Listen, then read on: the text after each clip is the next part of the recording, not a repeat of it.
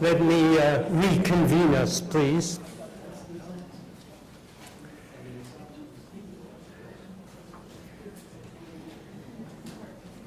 So we've touched a bit on the role of so-called non-state actors and shadow politics. Some of these non-state actors, of course, have become semi-state actors and maybe even state actors in the last few years. They are certainly an important factor in the balance of power in the Middle East. In particular in military terms, but also to some extent in economic terms and in cultural terms. And by culture, I mean religion and all the other aspects of culture. We have a distinguished panel. Unfortunately, Paul Salem is ill and will not be able to moderate the session, so I've been drafted myself, I guess, to fill in as best I can for Paul, who would have some interesting things himself to say about this topic, but I'm going to forego an effort to imitate him and just go directly to the panel. Rhonda Slim is the master of Track 2 Dialogues at the Middle East Institute, Track 2 Dialogues in which I happily participate once or twice a year. They involve people from all over the Middle East and are therefore very much, as well as from Russia and the United States and other major powers. So they are very much a kind of education for me in the balance of power. And it's just delightful to have her here. Fatima Abu al-Asrar is a former student here at SAIS, not one of my students, however, but when I'm interested in Yemen, I often turn to her because she knows Yemen, which is her native country. She knows Yemen extraordinarily well. Crispin Smith is listed here as Harvard Law School, was once upon a time an intern with me in the Middle East Institute.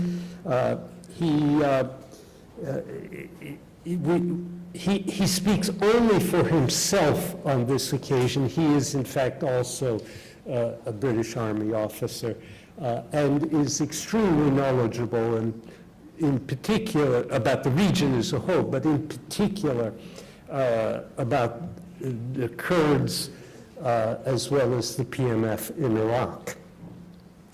Anwar Bukhars is not somebody I know as well as the other three, but I recall with real pleasure hearing him at a conference on North Africa some years ago here in Washington. And he, when I think about North Africa, I think about Anwar. And he will focus on the Salafists, especially in Morocco and Algeria. We've tended to favor the eastern part of the Middle East and North Africa, but I think it's important to keep in mind that, as Ross suggested in his initial presentation, that the Middle East extends quite far west as well, and there's no telling what might emerge in that area, in particular because of the presence of the Salafists. So, Rhonda, we're going to start with you and proceed down the row. You may speak either from your seat or from up here. Thank you, Dan, for your kind introduction, and thank you, SAIS, Center, for your invitation, and it's a pleasure to be with you here today. I was asked to speak about Hezbollah in Lebanon and Syria, or Hezbollah in general, and where it is today. I hate to say, but I miss the, part of the first panel, so I don't know if Ross has already raised this issue, but in discussing the issue of non-state actors in the Middle East, I think we need to contextualize this discussion within a number of, say, dynamics that have enabled these actors to emerge and to take roots. One being domestic, a history of political and socio-economic challenges, in some cases like in the case of Hezbollah, a history of marginalization of Hezbollah's main constituency, the Shias in Lebanon, political and economic, and I think this will apply to other groups that we'll be talking about. And the second factor is this arc of failed, weak states, in some cases civil wars, that we will be covering in this panel, from Lebanon, civil war, to Syria's current civil war, to Iran, to Iraq, civil, challenges, internal challenges, to Yemen's war. That also created a milieu, for these groups to develop, but also for a need for certain functions to be fulfilled, as Dan talked about the economic, the economic incentives, and in this case, the economy of war. And then finally, we need to contextualize this discussion within the framework of this Cold War that exists today in the region, and I think maybe you talked about it, between Saudi Arabia and Iran, in which these non-state armed actors play an important role in supporting this war, because we have these two powers basically fighting each other through these proxies, through these actors. And in this war, the key to winning it is not as much the military in each country, although we have seen Iran putting, skin in the game much more than Saudi Arabia, for example, and have lost, up to 600 of its people in the war in Syria. But the key to winning this war is this network of alliances that these two countries has been able, or is able, to put together with these proxies or with these non-state armed allies. So as we talk forward about policy prescription of how to deal with these non-state armed actors and the challenges they create for the sustainability of this weak state system in the region, we need to talk about intervention that address all these dimensions and not necessarily focus on one or the other. So let me now focus on Hezbollah in Lebanon, and again, try to contextualize a discussion about Hezbollah within its history, how it came about and why it came about. Often here, the debate about Hezbollah is focused about it's a terrorist organization. It is a terrorist organization. It is an Iranian proxy, and that's where I disagree. It's not necessarily an Iranian proxy. And that's mainly the lenses through which we look at Hezbollah. And rather, we need to look at Hezbollah as a social-cultural movement that, Dan referred to in his introduction, with a military and a social welfare wings that operate independently of the Lebanese states. And Hezbollah came about partly in reaction to an immediate event, which is the 1982 war of Israeli invasion of Lebanon, which basically was the catalyst for groups from, Amal, from Dawah in Lebanon, from other groups to come together and form Hezbollah. But also Hezbollah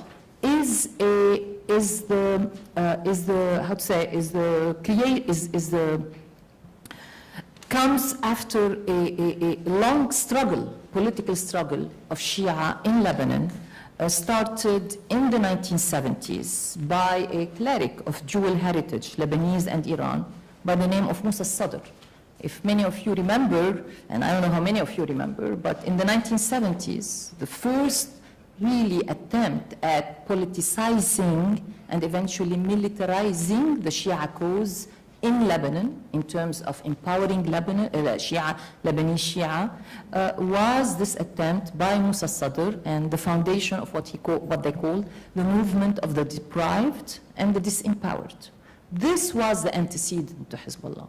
This eventually became Amal, and part of Amal split, and that part then eventually joined Hezbollah.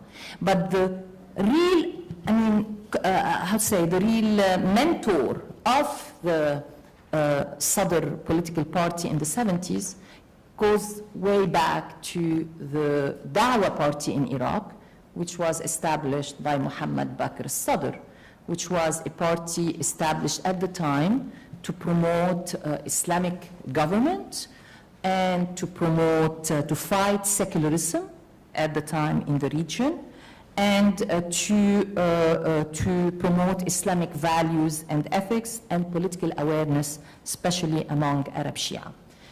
What happened in 1979 with the Iranian Revolution is that it inaugurated a process of absorption by Iran of Arab Shia political movements, be it al-Dawah in Najaf or the Shirazi movement in Karbala, and placed Iran at a time when the center of Shiism in the Arab world, which means Najaf, was under major stress due to, the policies of Baghdad, it placed Iran at the center of the Shiite world.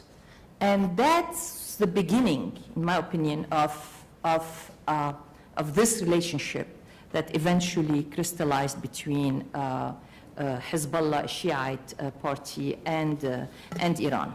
So, which brings us to, so when we talk about Hezbollah in Lebanon today, Hezbollah in Lebanon in the future, we need to think about all these dimensions that brought Hezbollah to power, this history that brought Hezbollah to power, the function Hezbollah fulfills in Lebanon, and also we need to talk about the contract that exists between Hezbollah and its constituents, the Shia of Lebanon.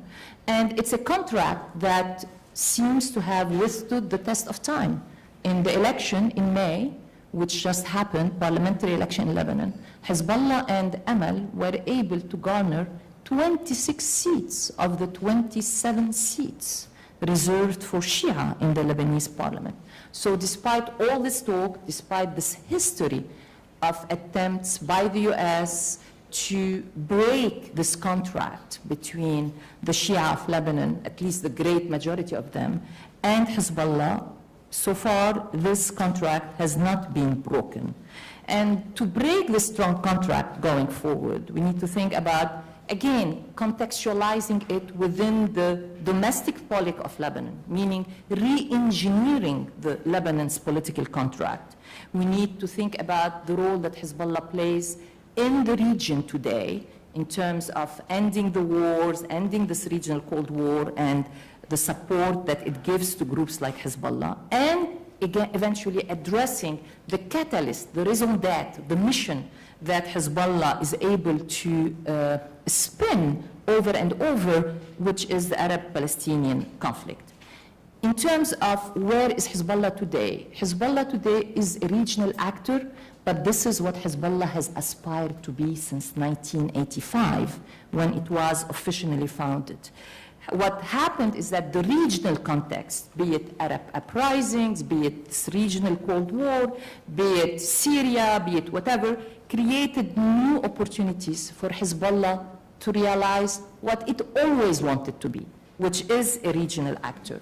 So, and in the past, this was defined and framed by the limited purview of the Arab-Israeli war. So Hezbollah was one of the leaders of a resistance axis against Israel-US in the region. Now, what we see is an actor that is engaged in a full-blown military intervention in Syria, providing military assistance and training to groups in Iraq and Yemen, and helping and playing a direct role in the emergence of armed groups across the region, as is in the case in Syria as well as in Iraq. And I think Crispin will be talking about the PMF. And in doing so, Hezbollah has served as a force multiplier for Iran-backed allied groups in the region in service of Tehran's regional ambitions, which again brings us to the much debated question, which I talked about earlier: is Hezbollah subservient to Iran? What's the relationship between Tehran and Hezbollah? And here I would like to argue that Hezbollah is neither autonomous nor subservient to Iran. And I see this as in a more accurate definition and description of this relationship between Hezbollah and Iran, which has evolved since 1982. The best example I would say here as evidence is the 2006 war that Hezbollah started against Israel by kidnapping Israeli soldiers inside the blue line on the Lebanese-Israeli border. That war was not in the service of Iran's interest. That war, in fact, was, at a time, diverted resources that Iran needed from the main fight. But however, this is also a war that Hezbollah could not engage in by an autonomous decision. This was a war that Hezbollah wanted to engage in for its own domestic interest, but needed the approval of Iran to engage in. So this is a kind of relationship that describes Iran and Hezbollah. Again, there is a convergence of interests around Syria, but in the future, will there be a convergence of interest around a war against Israel, for example? That's something that could be debated. In Syria, Hezbollah there, again, to defend and to protect its own presence in Lebanon, primarily, and secondarily, it is in Syria to protect and safeguard Iranian equities in Syria and in Iraq. In 2013, when the U.S., the Obama administration was about to launch attack against the Syrian regime assets in response to the massacre that was committed in Eastern Ghouta, Hezbollah felt, this was the first time that Hezbollah felt that Assad regime was about to fall. And that first reaction was to reinforce, to revert back to domestically, and because for them, the way they looked at it, if Assad were to fall, it's going to have repercussions on the political equation inside Lebanon, empowering voices inside Lebanon, which are against Hezbollah military status, independent military status, and create potential for a civil war in Lebanon, which is a nightmarish scenario for Hezbollah. Again, in 2015, we see the second time ever in the history of the civil war where Hezbollah again felt that the Assad regime was about to be, was about to fall. And there was the collaboration and the intervention by Russia. So Hezbollah did in Syria what I would say and what I would argue Assad did in Iraq in 2003 to 2007 by supporting Sunni insurgents for the main purpose of preserving his own regime. And I would argue that if Hezbollah and Iran's ally in Damascus was a Sunni majority regime, they would have intervened in Syria in support of that regime, even though it was a Sunni majority regime. And this is why, going forward, I do not predict Hezbollah leaving Syria soon. As long as Assad has not restored power over all of Syria, Hezbollah will stay in Syria, despite all the Russian efforts to convince Assad to kick them out and the Israeli attacks targeting their forces and convoys in Syria. Which, last point I want to make, the challenge for Hezbollah going forward is how to maintain, the question is it overtasked? The challenge is how it's going to maintain these expanding regional responsibilities, which task its resources, human resources, financial resources, and how to maintain this balancing act inside Lebanon, which they have been successful in maintaining both at the intra-Shia level and the intra-Lebanese level. I would say that Hezbollah has taken the home front for granted since 2007, but last November, Hezbollah faced a rude awakening with the Lebanese Saudi crisis, which led to the forced resignation of Prime Minister Hariri. And this was the first time since 2007 that Hezbollah realized that Lebanese domestic politics can constitute another theater where Hezbollah faces an existential threat.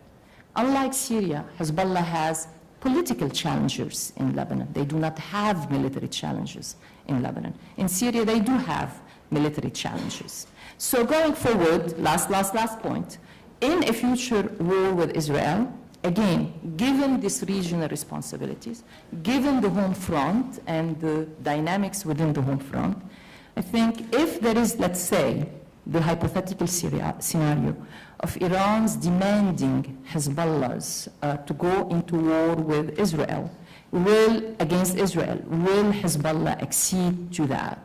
I think this is going to be an important question that Hezbollah is going to struggle with. It's not going to be an immediate yes answer, primarily because a majority of Lebanese today, including a majority of Shia constituents, oppose a war with Israel, realizing what ruin it would bring to them, but also it would bring to Israel.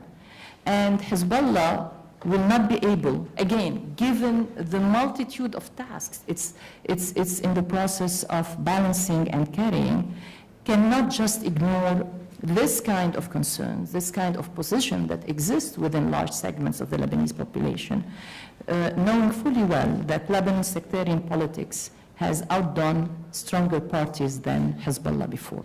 Thank you. Thank you, Randa. So Hezbollah with a very complicated role both in Lebanon and Syria. Let's turn to Yemen and its several non-state actors. I'm just moving because of the light. It's shining on me. Thank you so much, Daniel, for inviting me to speak here at SAIS. Randa was really a good talk. Learned a lot. So non-state actors in Yemen, often you have to pay attention to those more so than state actors. And, I think sometimes we project an image of a Yemeni state that just is not there. We project it like in the Western sense, what a Yemeni state would be. Because in Yemen, everybody knows it's the tribes and customary rules that permeate among people. They're the main driver behind, governance, decisions. If you look at, people in military establishments, they're not hired by the state. It's because, the tribal elites have sent them to be hired there. So there's this dynamic of tribalism, of customary rules that is very important. And as I talk about non-state actor today, I have the challenge of, I can't cover them all in Yemen, but I will start, of course, by talking about the most explosive one that we have at the moment, which is the Houthi militia in Yemen. The Houthi militia are currently straddling a space between a state actor and a non-state actor, because ever since they overthrew the Yemeni internationally recognized government in 2014, they have solidified control over many areas in the northern space. The interesting thing about them is that they took over. So despite their fight, they initially started in 2003, 2004 when they took arms against the state. There were 6 wars between them and the Yemeni government, precisely with them objecting to late President Ali Abdullah Saleh. But what was interesting is that after the Yemen uprising, there was a transitional period, and they were a player in that period. They were a player in the National Dialogue Conference. And instead of taking the opportunity to participate in Yemen's upcoming elections or organizing themselves as a party, they chose to take arm and just remove the state. And For them, power and violence and power was the only language that they understand, and it was a language that they enforced on people in Yemen. So they've truly exploited the transition period after the uprising. And when talking about the Houthi militia, there are two things to keep in mind here. Is that yes, there have been a marginalized entity, like so many Shia elements in majority Sunni countries, but the religious identity for them is core to who they are. So the Houthis view themselves as an elite of Yemen with a birthright to rule Yemen, and no other contender will be just as good as who they are, because them being descendant of the prophets, they feel that this is where they derive the source of power. They're followers of Zaydism, Zaydi Hashemite, which is aligned somehow with Shiism. And also, their followers could be Zaydi Hashemite, or even Sunnis who don't have who sort of like have anti-imperialistic and anti-Saudi views. The second thing is that violence has become their chosen method to advocate their political aims. And this is a component, somewhat imported from Khomeini's Iran of '79, and in which violent radical rhetoric like death to America was adopted, and taking arms against the state to fight injustice was also adopted, which is sort of like, fits into that Shia narrative of, just changing and finding, and sort of like wanting to have just rulers in their midst. So when they were fighting with the Yemeni state for 10 years, there was somewhat of media blackout on the Houthis and what they were doing. No, I was living in Sana'a, and just heard that there's fighting over there in this group, and pretty much when they were quite vilified, actually. So marginalized, vilified, and we just ultimately hear like these are tribal skirmishes up there. Never really understood what the magnitude of that was. And it also, so media blackout, you were not allowed as well to talk about it. But also, this led to, so when former President Ali Abdullah Saleh said, there's that Iranian influence is the primary factor that is behind this militia, the tendency was also to shrug it off as, inaccurate, because no one trusted him. Everybody thought that this would be just state propaganda to undermine the Houthis and legitimate cause. And, just to be clear, the Houthis do have, real grievances that are, sort of like the marginalization, economic marginalization and development, etc. But as they had fought these wars and have become stronger with time, sort of like another layer was added, which is, the propagation, the propaganda and sort of like advancing what they would call anti-imperialistic statements that were quite closely allied with Iran, and that became really a concern. When in 2011, and this was after the Arab uprising, I visited Sana'a, and the walls, the writing was on the wall. All cities just had death to America on them, and you just didn't know where this was coming from. I did not see a wall that did not have this slogan of the Sarkha slogan. So the relationship between Iran and the Houthi militia has been, very ambiguous at the beginning, but with time it's becoming increasingly clear. The Iran is the chief backer of the militia. It provides the material and immaterial support, with training, with guns, with ballistic missiles, etc. And even Zaydi is not necessarily, aligned with the 12verism of the revolutionary 12verism, but the founders have made it fit to do so, and several political leadership in the Houthi militia are believed to have converted to 12verism, Shia 12verism, and it's not in their best interest to actually say this. Some of them would and say that they're Shia, but it's not in their best interest to actually disclose that alliance with Iran, because ultimately it ends up undermining their power base, who are majority of Zaydis, and they see themselves as different. Unfortunately, this alliance is between Houthis and Iran is the primary thing that is hurting Yemen at the moment, because with this, the Saudi government, the Arab capitals around Yemen, do not feel secure with Iran with an Iranian proxy at their backyard. So for the Saudi government, intervention in Yemen was just a matter of national security for them. The Yemeni government could not secure its border, could not provide these guarantees, and they were just not allowed to have an Iranian proxy at their southern borders. And the Houthis have also given the Iranians the means to strike directly at Arab capitals with ballistic missiles in Riyadh and in Abu Dhabi, and while maintaining plausible deniability. So, thereby attempting to exhaust financial resources of the Arab world. I mean, it takes a small drone really to cause, a small drone or a ballistic missile to get, Saudi Arabia to react with a lot of military power. So I think there is this element that also Iran is playing at. So if we think about stability in Yemen, we know that the Houthis are part of Yemen. They will ultimately be part of any political solution.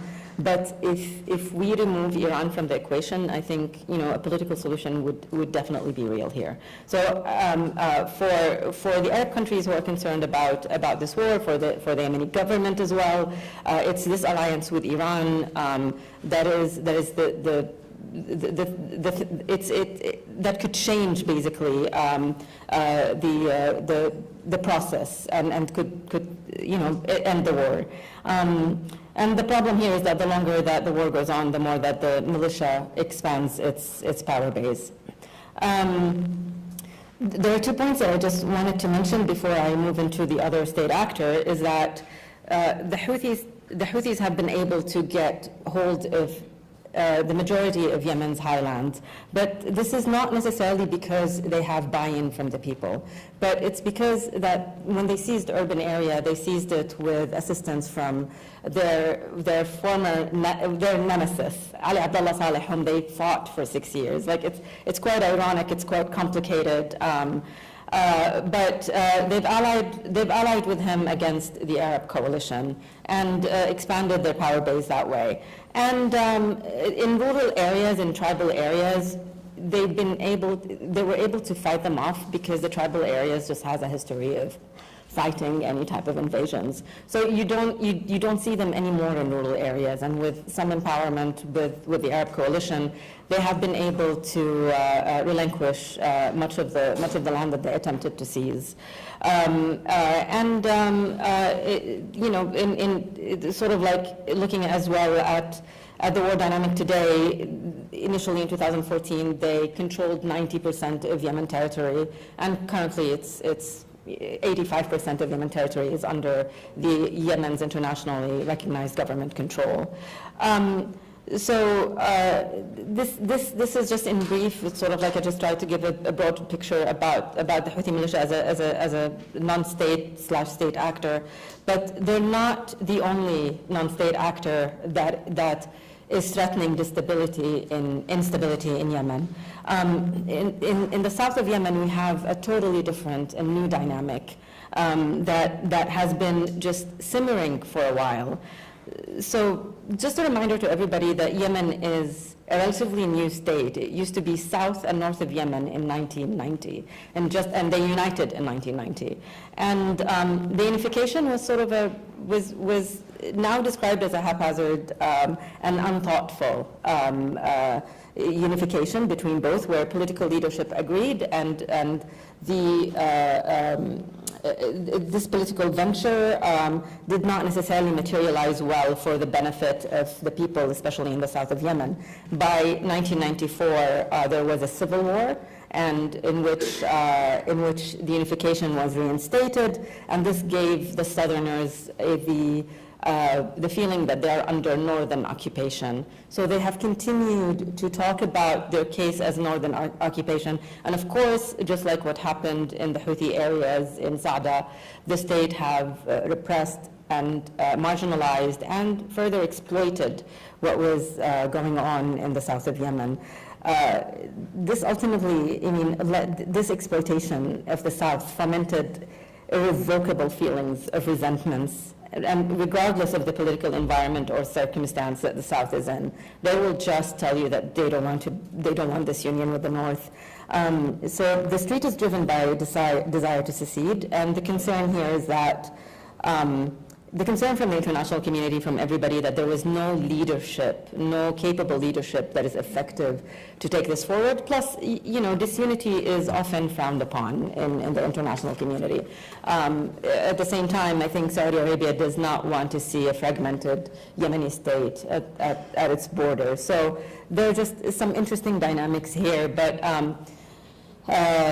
also sort of like going into the southern discontent. What's ironic is that after the Arab Spring, you have a president of Yemen now, President Abdurrabbu Mansour Hadi, who is southerner. The majority of his cabinets are southerners. The majority of people in the diplomatic circles are now becoming, southerners.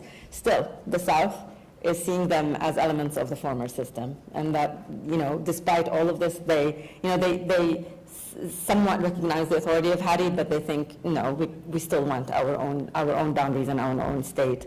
I was able to see, there might be actually a good story here, because I was able to see some transformation in the south of Yemen as a result of the current war, which is perhaps the only maybe good outcome of the war. With the UAE-backed forces that have been, with UAE has been really training and backing up the Yemeni local forces in the south of Yemen. They are relying on them right now to liberate even areas in the north and around Hudaydah. They've also backed up a political process of the Southern Transitional Council, which is basically, it encompasses a group of Yemeni political elites, activists, former military personnel, technocrats who want to support Southern autonomy. Now, this group is more organized than its predecessors, like Al-Hirak al-Janubi, the Southern movement, which was a movement of military personnel, and it was sort of like not really a movement that was decentralized enough. And this Southern Transitional Council is becoming increasingly visible, increasingly respected among Yemenis in the South. It's starting to probe the issue of secession really more confidently. And the fact that this group can, project its voice, get it, out to the world, have Washington, D.C., but they have offices here now in Washington, D.C., it's sort of making them feel more confident, more self-assured, and even more capable of negotiating, I feel. So I think that it's sort of like currently also knowing that they are the biggest force in Yemen right now, the biggest military force in Yemen, right, maybe 2 minutes. So knowing that the biggest military force in Yemen is making them feel that they can, ultimately come and sort of like just negotiate a better future of the state. So in a sense, I guess I would say that if the Arab coalition will probably pressure them to stick to unity, they might actually, stick to unity, because right now they feel that they are forced. They finally feel that they've been heard. And I think if the government adopts the same approach with the Houthis, with all non-state actors, which is giving them an opportunity to, and I think here decentralization and federalism might actually be the answer for Yemen's problems, especially for non-state actors, because if you're giving them the opportunity to organize, to feel secure and confident, there will be less opportunities to clash with the state. because ultimately what they want to be is part of this broader network. I do not have enough time to talk about AQAP, so you can ask questions about that if you'd like, but or if anyone is interested.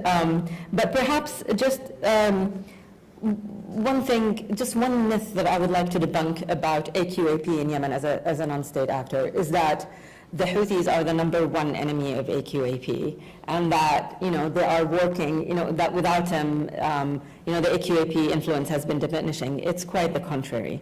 The Houthis have entrenched the ideas of sectarianism and went to Sunni communities and Shafi'i communities, and where a push for sort of like direct confrontation and terrorizing of these communities and tribal communities have actually led to some increasing pressure and increasing, it sort of like led to an environment that fostered AQAP in Yemen, which is, again, with the Houthis being now receding from many of the tribal areas and the cities, is now becoming the responsibility of the tribes actually to size them up and get them away from this. So Yemen has really, I guess the one thing I'd like to leave you with is that Yemen will be confronting with new realities after the war with all of these state actors, and it will be a period of volatility and instability. And what I see is the silver lining here is that both the UAE and the Saudi Arabia are committed in backing a state actor with, and empowering a government, because without a strong government in Yemen, they're realizing that Yemen might be and will be prone to exploitation by by Iran or by others who, in the midst of the regional turmoil that's happening. Thank you very much for listening. Thank you, Fatima. Crispin, Iraq in some way faced some similar problems with non-state actors. How is it managing? Well, semi-state actors, I think, at this point. But so I'd like to thank Daniel Selwa for inviting me to be with you today, and thank you all for coming. My research broadly is related to the human terrain of Iraq, and I focus especially on the legal status of the various armed groups there. And in the last panel we heard that the MENA region is in a state of transition, and I think on this issue in Iraq it's very true. As Daniel says, there's a proliferation of armed groups now in Iraq that have really exploded in number over the past 4 to 5 years, which are de jure in law state organs, but were formed as and act like non-state armed groups, and I think Dan used the word semi-state earlier, and I think it's really appropriate. Non-state armed groups are nothing new in Iraq, as I'm sure most of this room will appreciate, but what is new is their legalization. The Constitution of Iraq, which was ratified in 2005, specifically sought to limit the influence and legality of non-state armed groups. So the situation where we find ourselves in now is very different to what was envisaged a decade and a half ago. The groups, as Randa said in her presentation, the groups in the Middle East, and it's especially true in Iraq, have been absolutely vital to international powers trying to spread their influence in the region. And in Iraq, these semi-state actors have been absolutely vital in the fight against ISIS, and as a result they've enjoyed considerable international backing and support. Nevertheless, I'd submit to all of you that if they are not controlled, they'll pose a threat to the long-term security and stability of the region, and that situation has been absolutely contributed to by the actions of the international community, the United States, its allies, and groups like Iran. I want to focus primarily on the Peshmerga and the Hashd al-Sha'bi, which shouldn't be new groups to anyone in this room. These are the key semi-state armed groups in Iraq, and I want to also focus on them because they've been key allies and actors in the fight against ISIS, and so they are key recipients of that international support. Before I spend the next 5 minutes or so comparing how very similar these groups in fact are, I want to put a disclaimer in and say the Peshmerga and the Hashd al-Sha'bi are not friendly with one another, and in many ways they are polar opposites. They've fought one another in violent clashes over the past 2 years at various junctures. However, they share key set characteristics in the modern Iraqi state that I think represent a trend in the way that Iraq functions politically. So broadly, the first similarity I want to draw attention to is the role of ethno-religious and sectarian backgrounds and makeup in these organizations. The Peshmerga is the Kurdish, effectively the Kurdish armed forces, and is formed primarily of Kurds and acts for Kurds. Although there have been attempts at diversifying the force, it remains purely Kurdish for the most part. In the case of the Hashd al-Sha'bi, the Hashd was formed, that's the PMFs, the Hashd was formed in response to a fatwa by Grand Ayatollah Ali al-Sistani in 2014 to combat the threat posed to Iraq by the Islamic State. Ayatollah Sistani didn't intend the creation of militias. He actually called for the formation of for Iraqis to rise up and join the security forces, but then Prime Minister Nouri al-Maliki took advantage of that fatwa, and essentially the result was the creation of a range of non-state armed groups that responded to the call. And on that point of a range, another key similarity between the Peshmerga and the Hashd al-Sha'bi is that they are not in fact monolithic organizations, despite the fact we generally treat them in our policy discourse and our academic discourse as units that broadly share the same structures and command chains. In the case of the Peshmerga is effectively a set of political militias which are controlled by Kurdish politicians and parties. The KDP and the PUK in the 90s used their respective armed groups, their respective Peshmergas, to prosecute a pretty vicious civil war against one another. Although those divisions were healed and the PUK and KDP now work together, those divisions re-emerged last year following the failed Kurdish referendum, when the PUK Peshmerga formed a deal with the government of Iraq and withdrew from the city of Kirkuk ahead of an Iraqi advance to retake the disputed territories from Kurdish forces. The KDP was not in on this deal, and subsequently several days of violent fighting occurred between KDP Peshmerga and Iraqi government forces. In the case of the Hashd al-Sha'bi, there's even more fragmentation. The Hashd al-Sha'bi is in fact made up of 50 to 60 independent, largely independent militias. Broadly, they are Shia, although there are Christian, Yazidi, Sunni units within that. Although there are 50 to 60 individual units, broadly they tend to get grouped into about roughly 3 factions, one loyal to Sistani, the Shia cleric who's based in Najaf, one faction loyal to Muqtada al-Sadr, who was previously a key opponent of US interests in Iraq, and over the last 4 years has emerged as a proponent of one Iraq policy and also an opponent of Iranian influence in the region. And the third faction, and the most militarily powerful and influential, owes loyalty to Iran, and in some cases are directly controlled by Iranian government actors. So in both cases, the Peshmerga and the Hashd al-Sha'bi, they're broadly sectarian forces that, though dealt with by the West as monoliths, are in fact enormously fragmented and owe allegiance elsewhere. The second key similarity I really want to draw your attention to is that both the Hashd al-Sha'bi and the Peshmerga have sought the benefits of association with the Iraqi state as organs of the Iraqi state without necessarily fulfilling the duties and obligations that come with being an organ of the state. As a matter of internal and international law, both should be understood to be legally part of the Iraqi security forces. However, in both cases, Iraq has little to no command and control over either the entire formation or at least elements of the respective formations. As I mentioned right at the beginning, the Constitution of Iraq originally banned, or still does ban, non-state actors, non-state armed actors under Article 9. But the Peshmerga can absolutely be understood as a organ of the state. The Iraqi state is meant to fund the Peshmerga's salaries and regularly passes bills in the Iraqi parliament to authorize funding for the Peshmerga. That funding doesn't always reach the Peshmerga, but that the legislators acknowledge the Peshmerga as an obligation of the Iraqi state suggests it is part of the state.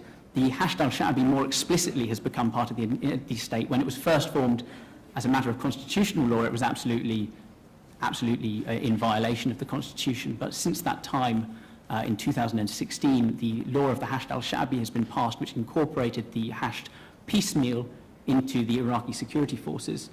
But as I say, in both cases, there's little to no command and control. The case of the Peshmerga is very clear. Last year, there was active fighting between elements of the Peshmerga and the Iraqi armed forces, but in 2014, following the gains that ISIS made, the Peshmerga moved against the wishes of the Iraqi state to take control of the so-called disputed territories. That's the territories between Iraq and Kurdistan, consisting of Kirkuk, Sinjar, the Nineveh Plains, and declared in an official government statement that the issue of the disputed territories, or the issue of disputed region of Kirkuk, in fact, has been decided on the ground. After the failed referendum, Iraq moved to take back control, but it's clear that though the Peshmerga may legally be part of the Iraqi state, it's not acting in the interests of the Iraqi state, and it's not acting in line with the wishes of the government of Iraq, which immediately suggests it's acting far more like a non-state actor than as a state actor. In the case of the Hashd al-Sha'bi, though it has acted less overtly against the interests of the state of Iraq, there are plenty of instances where specific units of the Hashd al-Sha'bi have operated under the effective control of Iran. In several cases, some of these militias are also listed by the United States as foreign terrorist organizations, particularly in the case of Kataib Hezbollah and Asaib al-Haq. And on this note, the third similarity I want to draw your attention to is that both formations, elements of those formations, have engaged in very, very serious violations of international human rights law and international humanitarian law. And because of this, Iraq becomes implicated in the actions of those units. Both formations benefit directly from US funding, training and equipment. In the case of the Peshmerga, that's been absolutely part of an official US program where the US has trained, equipped and funded the Peshmerga with limited input from the government of Iraq. In the case of the PMFs, the Hashd al-Sha'bi, this has occurred largely through the back door. Since the Hashd al-Sha'bi is now part of the Iraqi security forces, US funding, equipment and training has found its way into the hands of groups such as Kataib Hezbollah, which, as I've said already, is listed on the State Department's list of foreign terrorist organizations, and US equipment has been seen flying the flag of Kataib Hezbollah in the field. In short, the international community is contributing to the status quo in Iraq of increasingly powerful and increasingly armed groups which do not necessarily act in the interests of the state of Iraq and commit human rights violations. So what does this mean for Iraq? Well, it's clear that the human and political terrain has become even more fragmented and armed over the last 4 years. And as a result, Iraq is now responsible for, deliberately, responsible for a growing number of armed groups over which it has very little control, but which are able to claim legitimacy from their newfound legal status. Some of these groups have committed serious violations, some are Iranian proxies, some are FDOs, and as a result, Iraq has far less of a monopoly on the legitimate use of force and legitimacy in the eyes of the population than it did 4 years ago. And I think you are seeing the effect of that play out in the recent elections, where groups affiliated with the Hashd al-Sha'bi political parties affiliated with the Hashd al-Sha'bi performed very well, despite a ban on Hashd al-Sha'bi militias participating in the elections. What does this mean for the international community? Well, the international community is contributing to the strengthening of these armed groups without very much indication at all that they are coming under Iraqi control. As a result, there is a contradictory policy on Iraq, though the West is committed to a one Iraq policy by arming large numbers of sectarian groups. A secure Iraq is becoming harder to achieve. The groups are also able to claim to be part of ISF, and certain problematic groups are able to get hold of US weapons and equipment, even if we don't care about the ethics of this, which this administration may not. It may still violate the US Lee laws, which prohibit US equipment falling into the hands of known human rights violators. What should be done? Non-state armed groups, and especially semi-state armed groups, must be brought under Iraq's command and control, or they should be disarmed and shut down. Either way, there should be an accountability and justice program vis-a-vis human rights violations. The reasons for this should be fairly self-evident. Iraq has already experienced half a decade of very serious conflict and a longer period of inter-ethnic violence, with multiple groups increasingly armed and without loyalty to Iraq as a multi-ethnic and pluralistic project. There is a risk that the trends will not go in the direction of such a democratic process. In general, groups answering to different command and control chains will risk an increasing amount of conflict moving forward as the political objectives of the command and control chains diverge. It may have been tempting over the last few years to engage with Iraq's non-state actors, given that the government of Iraq has been exceedingly weak. But by doing so, we have further weakened the government of Iraq, which moves us away from a pluralistic solution. Crispin, we need you to Run out of time? Any questions at the end, I guess?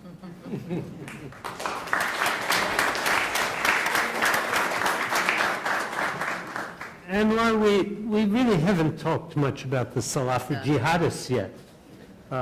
You're going to take us to a different geography, but to an important part of the political religious spectrum. Okay, thank you. All right, thank you, Dan. Thank you, Mohammed, for inviting me. In fact, I'll focus on not particularly the Salafi jihadists, but on the quietest Salafis.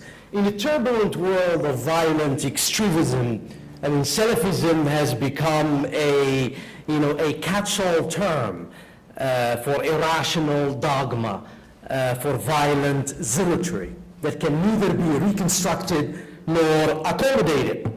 So even in stable contexts, in which excluded and fringe groups have been integrated, the cropping up of Salafists inspires intrepidation. And today I'll talk about Salafists in Algeria, particularly that's the case, but I can also touch on Tunisia and Morocco. In Algeria, the secular voices today are becoming louder, warning about the creeping Salafization of society. And the newspapers, especially Francophone ones, such as Watan in Algeria, have run alarming stories, about the Salafists' purported war plan to undermine Algerian state Islam. Since taking office in May 2014, the Minister of Religious Affairs in Algeria, Mohammed Issa, has joined those speaking up against, the preaching of what he calls rogue imams, the proliferation of supposedly subversive ideas, that distort and disrupt religious thought and practice. Salafists, especially the quietest ones, and these are the most dominant today, not just in Algeria, but also in Morocco. They dominate Salafi discourse. They defend themselves against such accusations, and they do so no less vigorously than their critics. I mean, prominent Salafi figures in Algeria, like Sheikh Mohammed Farkous, Abdelghani Awisat, Azzdin Ramdani, Azhar Snikran, it goes on, the list goes on and on. They have used their websites, they're very prolific, their online presence, to denounce what they describe as an elaborate, smear campaign, in their view, against them. In their own characterization, the threat of Salafism to society, they say is just, it's manufactured by secularists, and especially Sufis, whom they call charlatans. Instead of being a destabilizing force of agitation and of intimidation, Salafists, they say that, in fact, quietist Salafism, in their view, has been an effective antidote to revolutionary ideologies. They say that quietist Salafism provides a legitimate counter narrative, right, to the violent, ideologies advanced by Al-Qaeda and the Islamic Maghreb and others. Quietist Salafists also, they credit themselves with providing disillusioned youth with a clear purpose, to life, with a strong identity. In fact, it's the appeal to youth, they assert, that distinguish them from, the violent, destructive actors, like Al-Qaeda and the Islamic Maghreb and others. And the ability to upstage, the religious counterparts, in fact, has been notable. Because in Algeria, we have seen a decline of Salafi jihadists. We have seen a decline of political Salafi activists. And this happened, since the end of the civil war in the 1990s.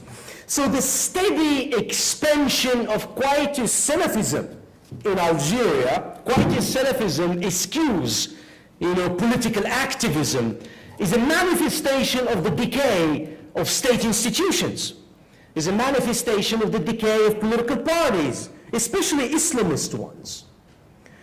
In Algeria today, the neighborhood imams, who once played an important role in molding the worldviews of ordinary Algerians, have become, increasingly contested by Salafi preachers.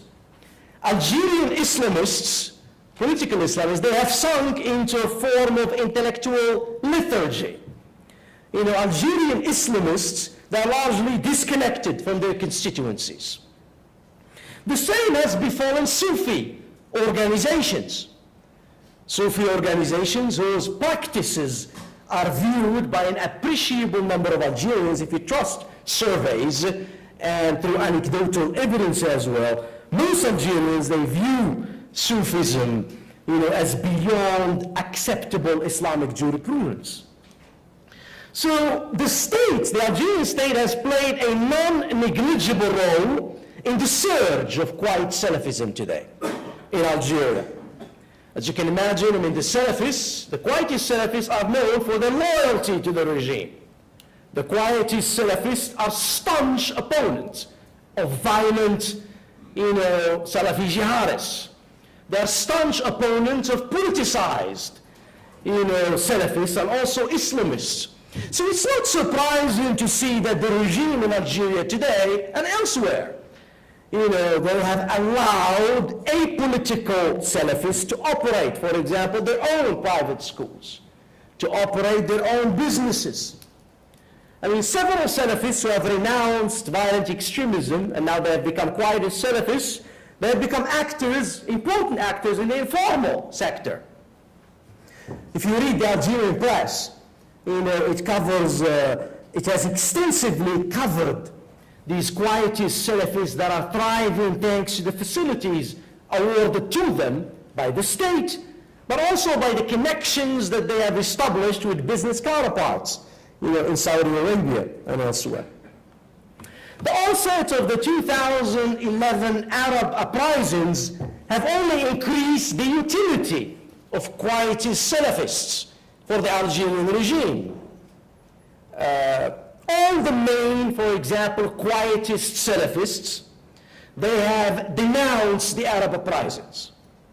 They have called for Algerians to resist the wave of political contestation that rocked the Arab world. If you look at their fatwas, their sermons, they emphasize the existence of these foreign schemes to manipulate, in their view, local agitators, to manipulate naive idealists, as they call them, those that want to foment political upheaval.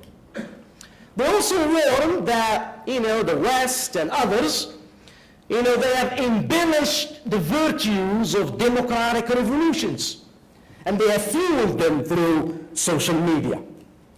So they say this has driven a wedge between the rulers and the ruled, and this has exacerbated social divisions within societies.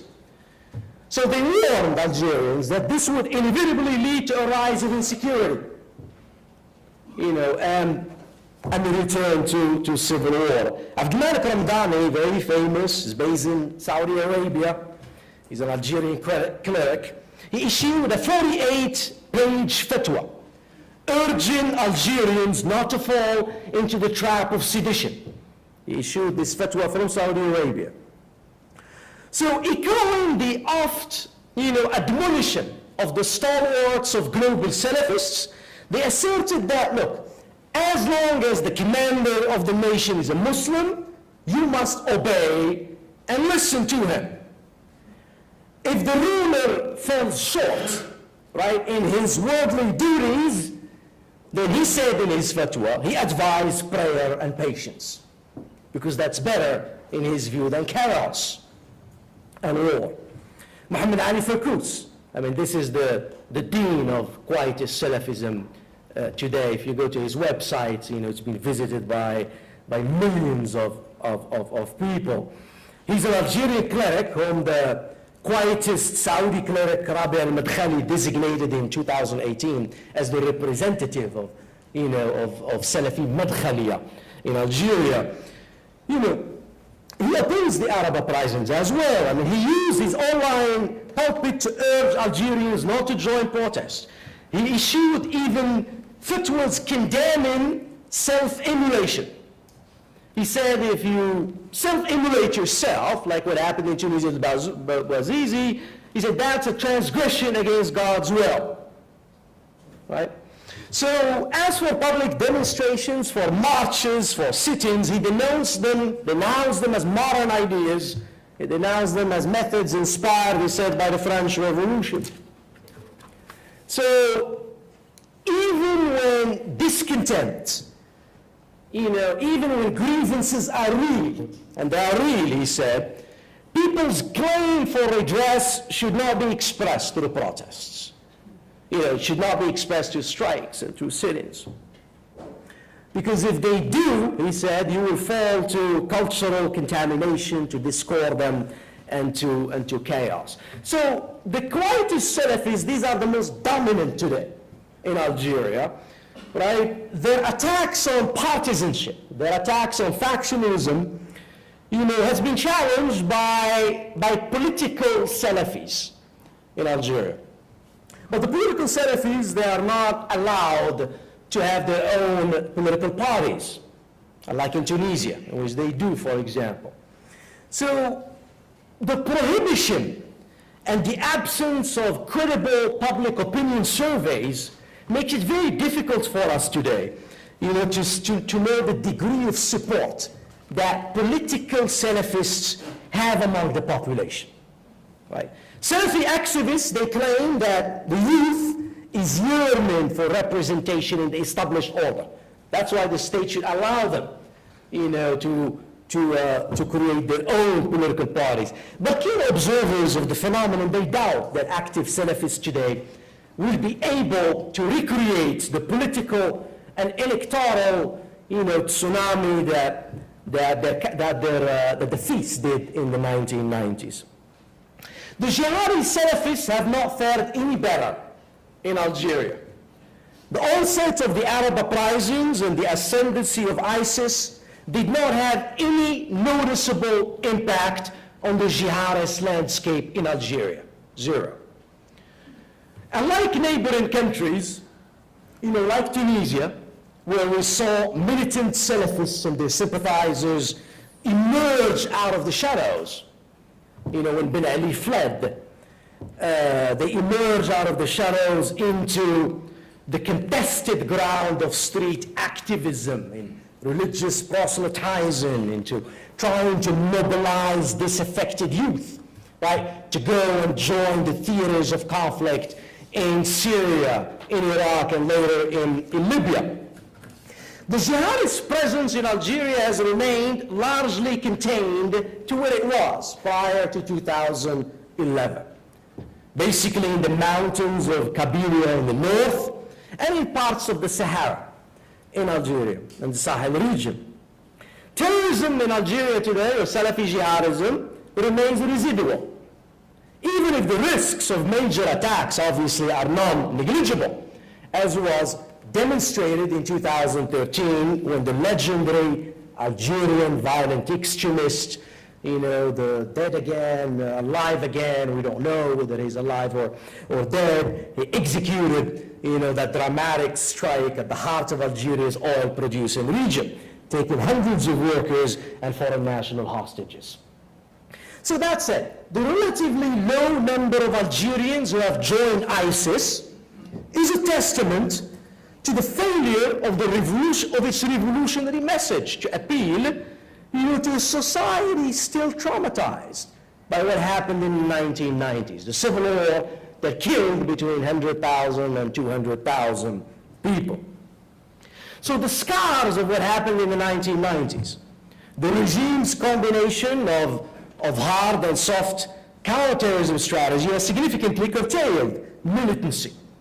Another contributing factor for the failure of ISIS to gain a foothold in Algeria is attributed to AQIM, Qaeda and the Islamic Maghreb, fierce resistance to ISIS, and the refusal of most of its foot soldiers, AQIM's foot soldiers, to withdraw their loyalty from AQIM, and its leader, Abdelmalek Drougda. In fact, Abdelmalek Drougda, he prohibited his followers from joining the jihad, in Syria, urging them to stay focused on fighting the apostate regimes, as he said, in their own region, in their own country, first in Algeria and also in the Sahel. Mukhtar al-Mukhtar did the same thing. He said, you cannot obviously join, ISIS in Syria. The fight should be right here. So, this summer, the political and revolutionary variant of Salafism remains minoritarian, in Algeria. The weakening of political Salafism and Salafi jihadism in Algeria, stands in sharp contrast, however, with the gradual surge of loud Salafi voices, quietist Salafi voices, who abstain from formal politics, who reject violence, but at the same time they advocate, the spread and application of a strictly conservative theological orientation in society. In the post-2011 era, the Algerian regime has struggled how to deal with quietist Salafism, how to deal with this expansion of quietist Salafism. Right? On the one hand, you have two currents in Algeria today. There is one current led by the Minister of Religious Affairs. He keeps warning still about the rigid teachings of quietist Salafism, about the insubordination of the self-proclaimed, clerics that are influenced by Saudi Wahhabism. And this was exemplified as recent as January 2018, when the Minister of Religious Affairs instructed the imams, in their Friday sermon, to inform people about the Amazigh New Year. Right now it's an official holiday in Algeria, but they refused. In fact, Sheikh Farkousi issued a fatwa denouncing the minister and the celebration of what he called this pagan holiday as he called it, illicit. So that's one camp within the government, within the regime. Another faction within the regime sees quietist Salafism as a useful tool, right, against, sectarian, jihadi threats, regional threats. For example, I'll end up here. In March 2017, a few months ago, the Prime Minister, we're here, I mean, he seemed to confirm the suspicions of critics who blame his governments of using quietist Salafism to divide and rule the political landscape. In a speech he gave in the South, to Lildarasat, he said he portrayed Salafism as a model to follow. He said, we love Salafism. You know, it's in our religion. Let us all be Salafists in our nationalism, the Prime Minister said. So whatever the truth about, you know, the Algerian regime policy towards Salafism, what this steady expansion of quietist Salafism, and it is, right, demonstrates is the deep crisis, you know, of religious state institutions in Algeria. They're not credible. You know, political Islamists, unlike in Tunisia, you know, or in Morocco, right, where they're vibrant, you know, they're a basket case in Algeria. So the rehabilitation of these institutions, you know, as the Minister of Religious Affairs says, could be crucial in building a counter-narrative to these intolerant ideas propagated, you know, by Salafists. But again, this remains only one tool in discrediting radical ideas, right? I mean, you may upgrade the religious institutions as you want, but as long as political paralysis, as long as economic stagnation, as long as lack of economic opportunity persists in Algeria and Morocco and Tunisia and elsewhere, there will always be a reservoir of disillusioned, you know, youth that are tempted by the theological arguments and methods, you know, that the different strands of Salafism offer. Thank you very much.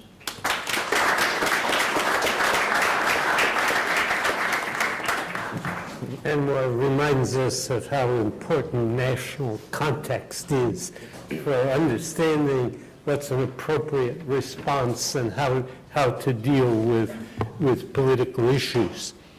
I'll open the floor to questions. We have about 10 minutes. Let me take you there. Hold up your hand, please.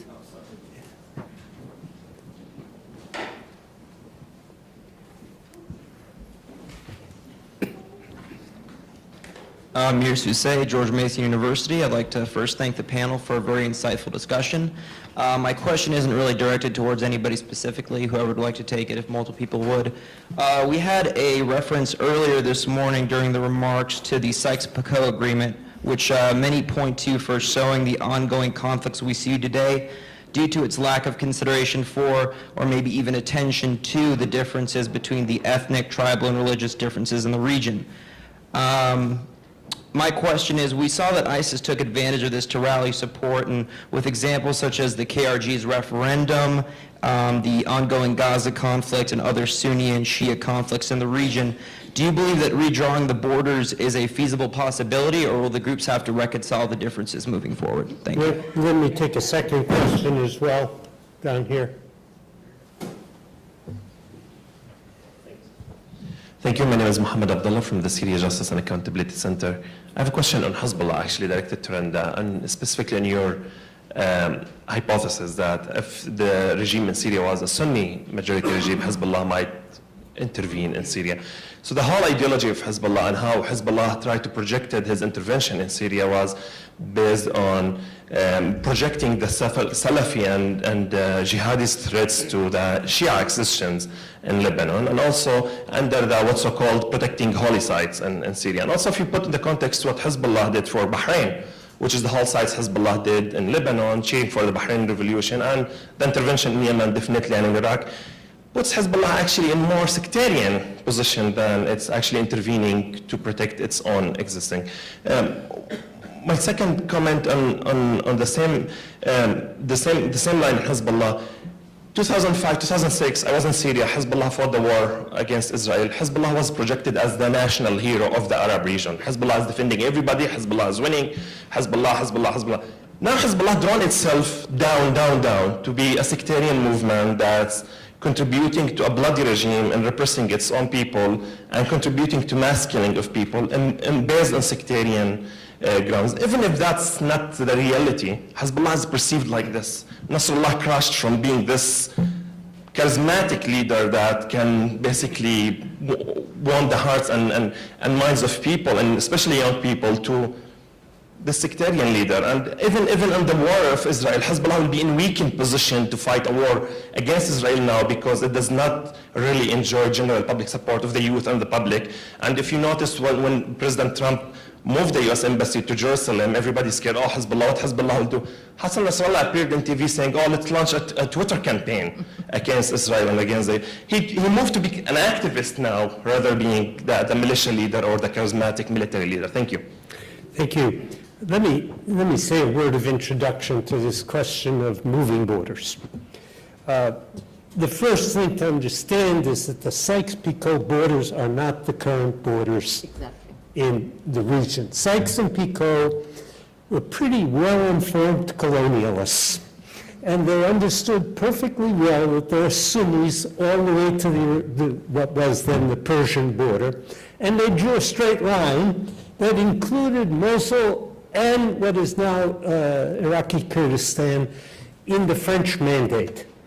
The reason Mosul and Kurdistan are in Iraq is that the British Army showed up in Mosul during World War I, and the current borders are actually decided in San Remo in 1924, if I remember correctly, not by Sykes and Picot in 1916. So what the Islamic State was actually doing was restoring the Sykes-Picot borders, not destroying it. And I think this is important to understand. It's an important bit of history.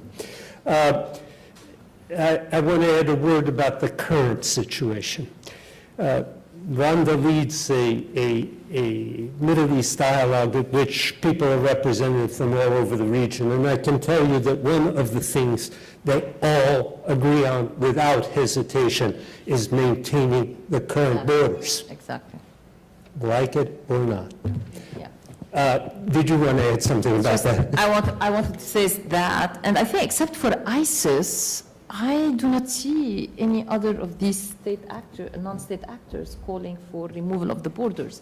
And in fact, the reaction we have seen to the Kurdish referendum from the region is an attestation by all that these state borders are here to stay and they are not going to be changed. So I do not see a move either by states or by actors, to remove state borders. It doesn't mean that they do not see their project as transnational, but working with actors within each of these countries, and so that's how I look at it, and exactly what Dan has said in this Middle East dialogue that we do on a regular basis, focusing on a new regional architecture for the region, is, the first principle that everybody agreed on, and these are the first principle that everybody agreed on is territorial sovereignty and the preservation of, the borders that exist today. So that's one. In terms of Hezbollah, I never bought into this holy shrine narrative from the get-go. It was an easy narrative that Hezbollah spun to entice young, naive Shia men to join the fight for the preservation of the regime. And How Hezbollah would do it if the regime was Sunni? then it would be a different narrative. It would be a different narrative.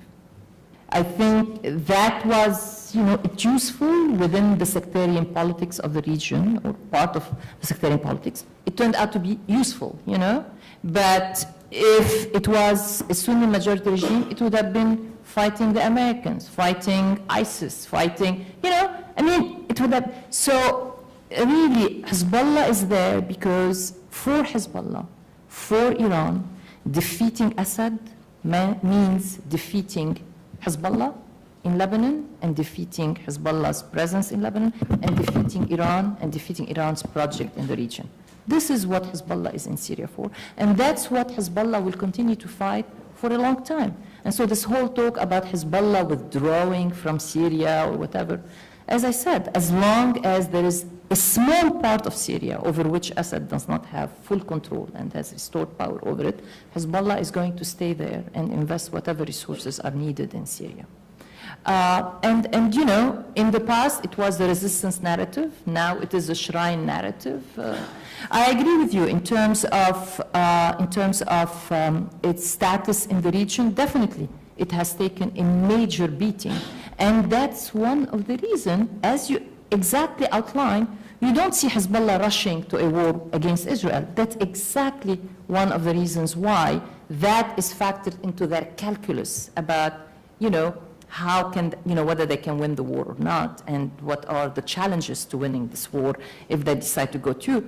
And that's why I think, as I said in my introductory remarks, if Hezbollah were to be asked by Iran to go in a war against Israel, I think it's not going to be an immediate yes. It's going to be a complicated process of them, you know, measuring these different factors that they are paying attention to. But Hezbollah today, as I said, is exactly in the position it wanted to be, a regional power. It happens to now take on a sectarian dimension, you know, partly because of the regional sectarian politics, but if it were not for these politics of the region, that regional role could have taken on, you know, other features than, but the way they look at it, it's not about, you know, saving the Shias of Bahrain or saving the Shias in Syria. In fact, the Assad regime was the first, was extremely reluctant to assist Hezbollah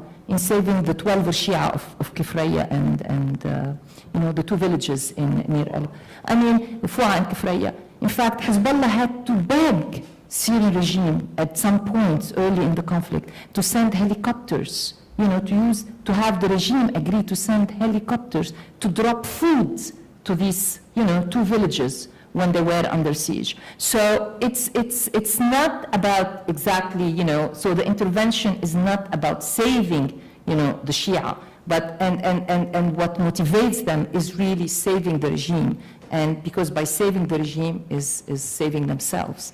Any change in Syria, any outcome in Syria where that is different from what we are going to see today, which is the win of Assad, would have meant an existential threat to the presence of Hezbollah's military infrastructure in Lebanon.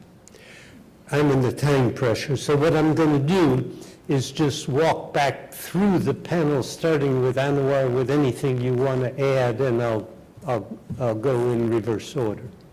Anwar? Nothing on redrawing the border. I mean, I share that point. Though obviously QIM and others, you know, what they dwell in is that elements of, you know, the injustices and humiliations, but there is no mention really of trying to redraw the border. So, Crispin? I have a very quick point to the first question, which is to say, and I guess in line with what I was trying to do in my talk, it's more complicated than the way the narrative is often portrayed. The Kurdistan border issue was often portrayed as a Kurd versus Arab issue, but when you look at where the Kurdistan regional government wanted to put its border, it goes through one of the most ethnically and religiously diverse areas of the Middle East. I co-authored a report 2 years ago with the United States Commission on International Religious Freedom, where we documented where these minority groups were. And the truth is that when you're redrawing borders, very often someone ends up on the wrong side of it, and it's not always as simple as Kurd versus Arab. In that case, there were Shabak, Yazidi, Christian groups of various ethnicities, Kakai, Mandaeans and so on, who would also have been seriously affected and were very concerned about the outcome and did not necessarily want to end up on the Kurdish side of the border. So just to add that it's more complicated than is often described in the narrative. Fatima? I'd perhaps just add that non-state actors, I'll just emphasize that, non-state actors in Yemen are just as important, if not even more important, than state actors in Yemen, and that's where really the power lies. And in considering peace prospects in Yemen as it's embroiled in this current crisis, I think it's important to understand what inclusion might look like for all of these groups, and how the peace process, I mean, how big of a, wide of a net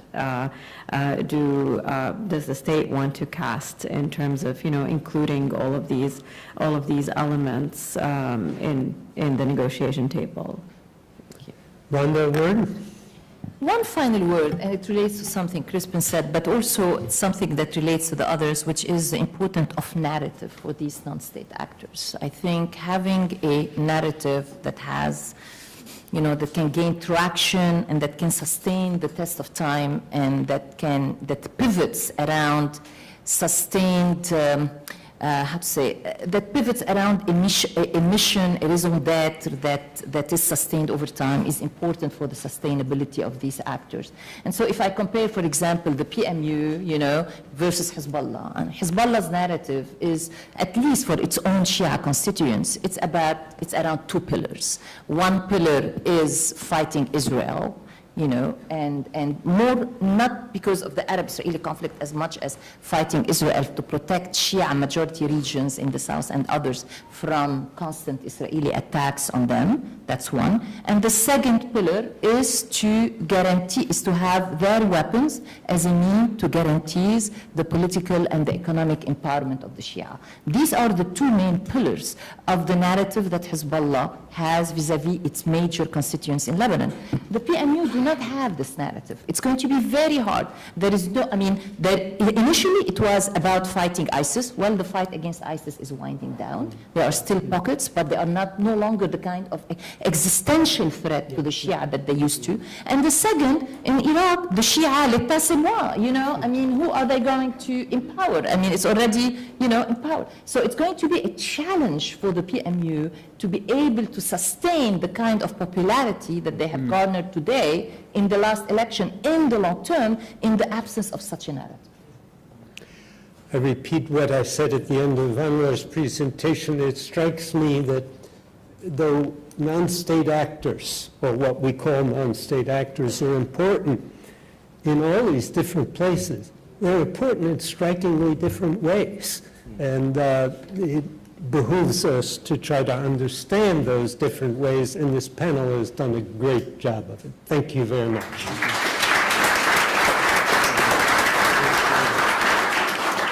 We will reconvene. I think we should reconvene at 1:45. We have a good lunch waiting for those of you who